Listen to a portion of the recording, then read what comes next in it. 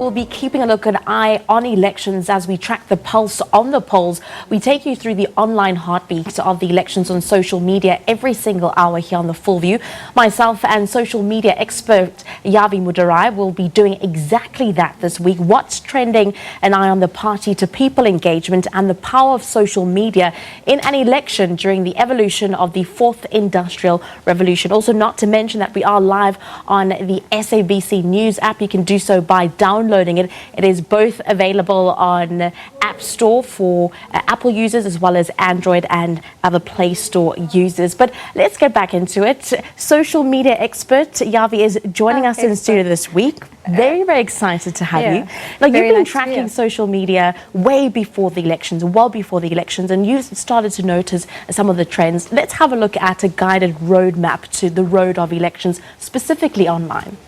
So when you look at it from a social media perspective, one of the biggest things that you look at, and I've been analyzing elections coverage for a few years, so whether it was local government or the last national elections, one of the things that has come through very, very strongly is that the political parties, especially this year, previous years, not so much, but this year and the last 2016 local elections, why has there been such an issue around them getting their social media aspects right?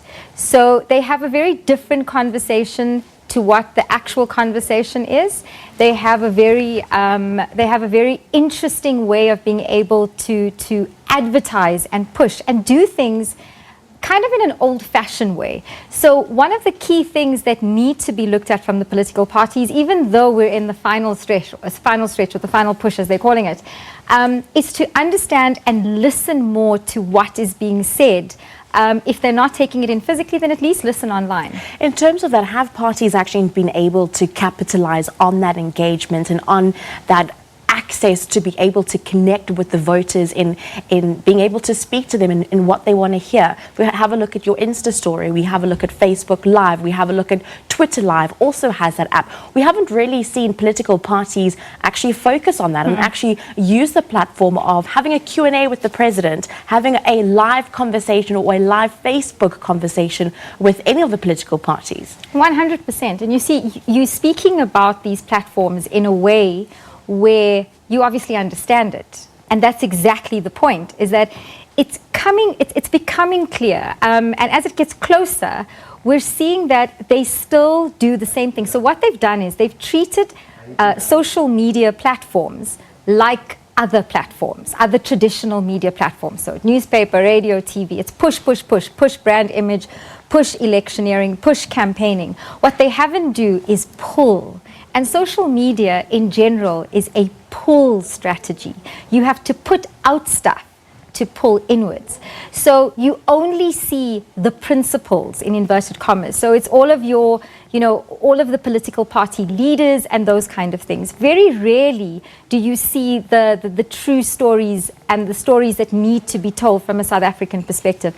And people want to see themselves. People want to see them past the burning of tires and doing all of those kind of things. People want to see themselves in different ways, and we have that opportunity from an electioneering perspective. So I must be honest, up until this point, it's been a little bit disappointing that they haven't used the platforms to its full potential. It sure has. We're going to keep an eye on elections, a pulse on the polls here. We're going to take a short break from that, at least for now. Police, though, are investigating a robbery case, and we will be taking you through that. Our reporter on the ground, Musa, is going to be taking us through that.